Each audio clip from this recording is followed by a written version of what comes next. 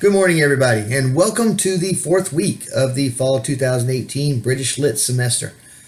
All right, so I hope you all enjoyed your Labor Day, had a nice extended little weekend there. I was very pleased to see that almost every student turned in a posting this or an essay this week.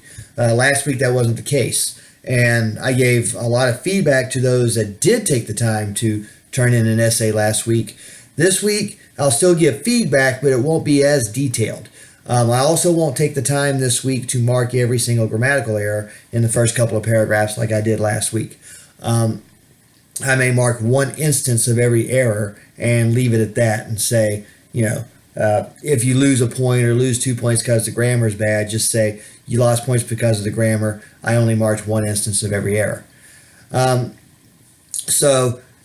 I also noticed everybody's doing their quizzes every week, and the scores seem to be pretty good on those. So good job on the quizzes. Now, let's raise our game a little bit on the essays, and I think that you guys will all do just fine.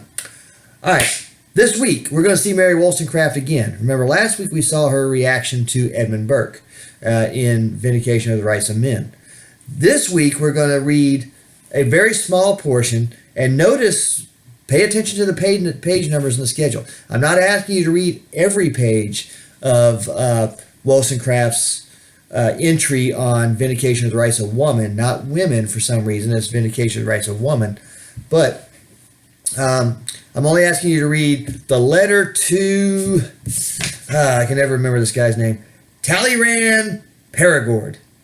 So read that letter to him, and then read the introduction to Vindication of the Rights of Woman. You'll see it's only about 7 pages or so, so it's not going to be that much reading.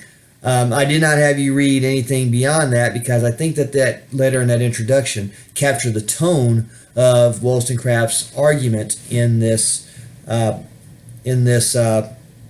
book. This actually was a pamphlet, just like what we got extras from last week.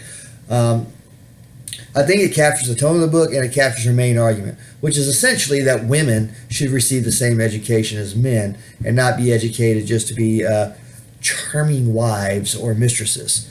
So you'll read that, and I think that you'll understand her argument just fine, just for those 2 short passages, and you're not going to have to read the rest of it, because one thing I noticed in the rest of it, as I've read it in the past, is that she repeats herself a lot. And a lot of what she says in those pages, she already covers in the letter and the introduction. So read that. Then you're going to read a couple of selections by William Blake. William Blake actually published a little bit before Wordsworth and Coleridge did. He was a little bit older than they were, and he really was more interested in his art than he was in actual poetry. In fact, I think that he intended for his art to endure, and the poetry was just kind of a sidelight. But you're reading his poems.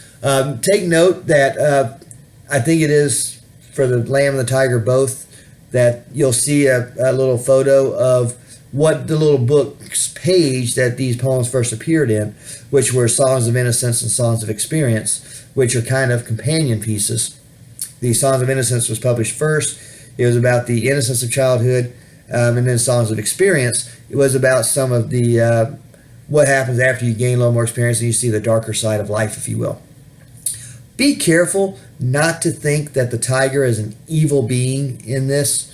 As you read Blake, understand that his argument is that God actually created both the lamb, which is very, very gentle, and the tiger, which is ferocious and which kills to survive. But tigers are not inherently evil.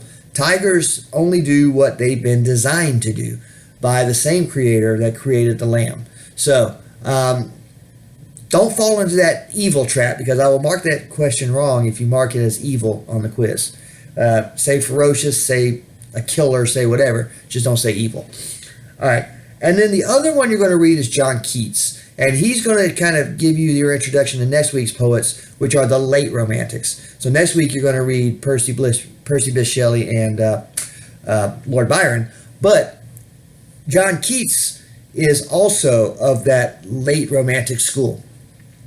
And notice how John Keats is obsessed with mortality. and how it is, our fate is that we're going to die someday.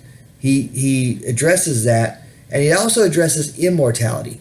And he raises the question, well, is immortality such a good thing? This is ironic because he was only 25 years old when he died. And if you look at his chapter in our textbook and see how much he wrote in his first and his only 25 years of life, it's almost sickening to think that he was able to put out that much good stuff in such a short period of time.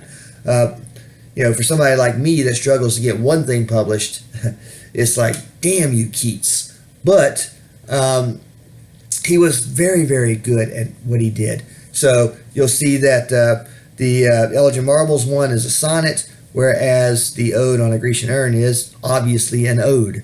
So pay attention to how he treats both art and how he treats the theme of mortality versus immortality in his poetry.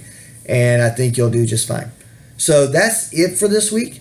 Bear in mind that next week there'll be a little bit more because there'll be an exam next week, but don't worry about that this week. This week, just worry about Wollstonecraft's Vindication of the Rights of Woman, the 2 Blake poems, and the 2 Keats poems. And as always, I look forward to seeing what your thoughts are on what you've read.